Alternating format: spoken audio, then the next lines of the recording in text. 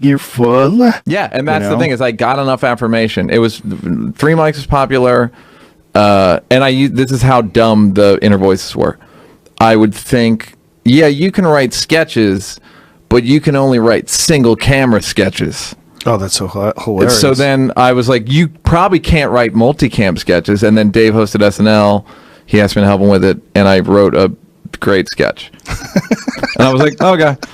Of course you can. You could write whatever the fuck you want. But call me next time you have these brain confusions. I know. Yeah. It was so obvious to everyone except me. And then I was like, and then the popularity of 3 Mics, I was like, oh, it's fulfilling. It is fulfilling, but it's also like, you just check it off the list of like, oh, okay, I don't have to pursue this thing.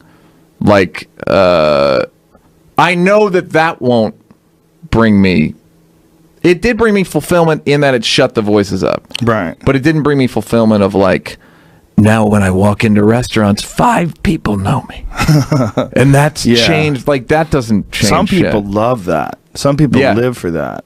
I find that to be nothing. That's a giant distraction. Yeah, I just find it to be like, hey, you know what time it is? Yeah. And then I'm just like, I don't really remember. Well, like, it's gratifying, but it doesn't permeate. Well, it gets to a place where you're like Chris Rock, where it becomes a problem. Yeah. Like if Chris Rock goes into Spago or wherever, like all of a sudden, whoosh, like all eyes are on him. The paparazzi get notified. They're waiting out front with cameras. Yeah. People inside are looking. He's over there. He's over there. He's over there. He's over there. There's that level where it becomes a giant distraction, and it fucks with your art too. Yeah. Chris is good about that shit in that he doesn't have he travels by himself. He doesn't have any boys. Yeah, he comes to the Comedy Store, no bodyguards, no bullshit, pulls in. Yep. Hey, what's up? Yeah. Yeah. No, he's very wise in that regard. And he knew, like, himself. He had to, I can't have people gassing me. Yeah, smart of him. Yeah. He's a fucking smart guy, though. You know, he can see the pitfalls in advance.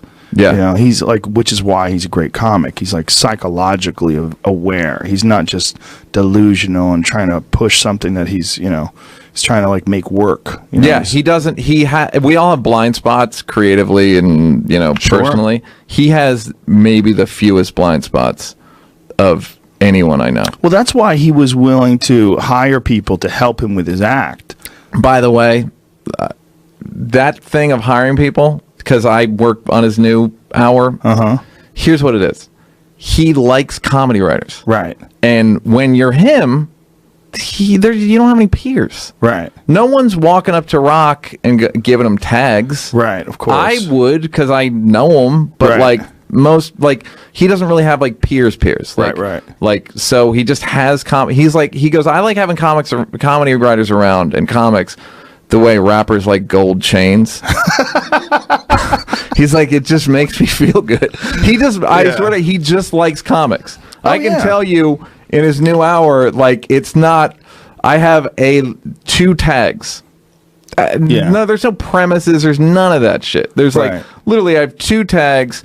You wouldn't, if I hadn't given them to him, you wouldn't notice. But it's also in the interest of making the overall product better, and so he's willing to have a bunch of outside eyes look at it. It's putting your material against his, basically. It's like, okay, what do you have for that joke? Right. No, I think I have all the best beats already.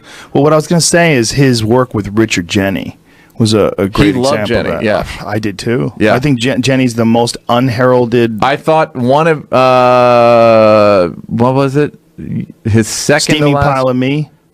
Steaming Pile of Me was great, and then the one that he had some. I remember Steaming the one Pile where of Me he is got out of the fucking subway brilliant. car. Oh yeah. I was like, I remember watching, going like, this is fucking good. It's great. Yeah, I haven't watched it in 20 years probably, but I remember going like, yeah, this shit is really, really good. His bit on the Steamy Pile of Me, I was just talking to some comics about it the other night. I'm like, he has a bit about the difference between the left and the right and the center. And and I don't want to I want to paraphrase it, but it's fucking such a well-written bit.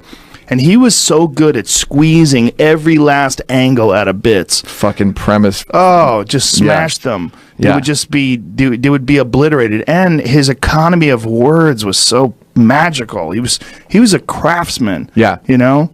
Yeah, he was really fucking good. And again, a deeply troubled guy who Yeah. never felt like he got the respect that he deserved and never got to be the...